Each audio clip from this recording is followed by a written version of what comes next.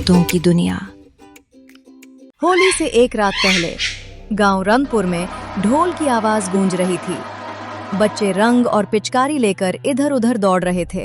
लेकिन उसी गांव के बाहर एक पुरानी टूटी हवेली थी। लोग कहते थे होली की रात वहां कोई खेलने आता है, और वो इंसान नहीं होता। गांव के 4 दोस्त आरव, सिया, कबीर और नंदनी बहुत शरारती थे। आरव बोला, चलो इस बार होली की रात हवेली के पास रंग डाल कर आते हैं। सिया डर गई, दादी कहती है माँ चुड़ैल रहती है। लेकिन कबीर हंस पड़ा।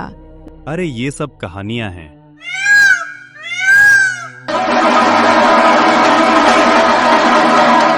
रात के 11:45 बजे चारों चुपके से हवेली की ओर चल पड़े।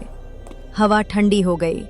ढोल की आवाज अचानक बंद हो गई और तभी हवेली की टूटी खिड़की से हल्की सी हंसी सुनाई दी। होली है, होली है।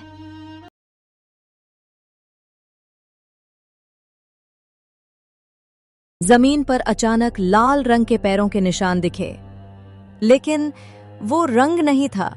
वो ऐसे चमक रहा था जैसे आग की लपटें हों। नंदिनी ने फुसफुसाकर कहा, ये किसके पैर हैं?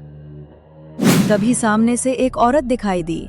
लंबे बिखरे बाल, सफेद साड़ी और हाथ में रंगों की थाली। उसकी आंखें हरी चमक रही थीं। वो मुस्कुराई, बच्चों मेरे साथ होली खेलोगे? चारों के हाथ से पिचकारी गिर गई। वो औरत धीरे धीरे हवा में उठ गई। उसने थाली से गुलाल उड़ाया, लेकिन वो गुलाल काला था।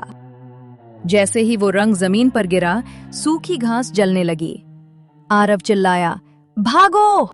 लेकिन रास्ता बंद हो चुका था। हवेली का दरवाजा अपने आप बंद हो गया। चुड़ैल बोली, हर साल मैं यहाँ अकेली होली खेलती हूँ। इस बार तुम सब मेरे साथ खेलोगे?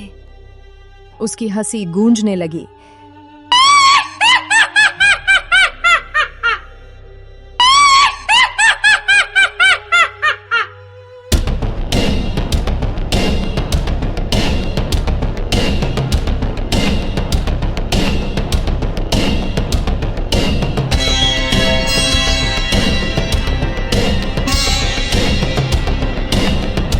सिया को अचानक दादी की बात याद आई।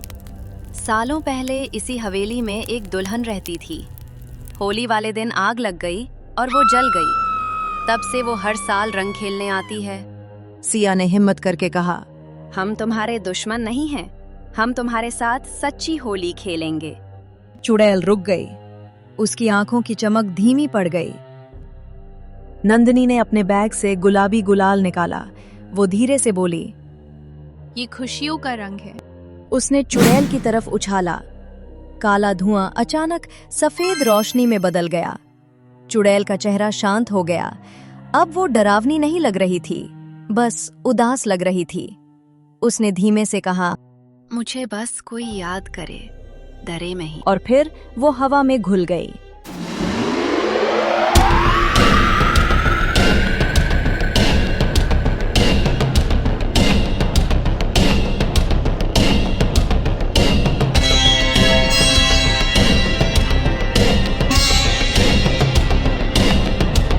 सुबह गांव में सब सामान्य था, लेकिन हवेली के बाहर 4 रंगों के निशान बने हुए थे। आरव बोला, क्या वो सपना था?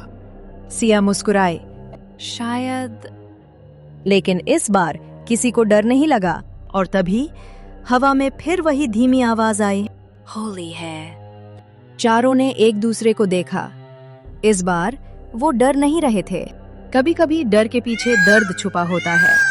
अगर हम हिम्मत और दया दिखाएं, तो सबसे डरावनी आत्मा भी शांत हो सकती है। होली है।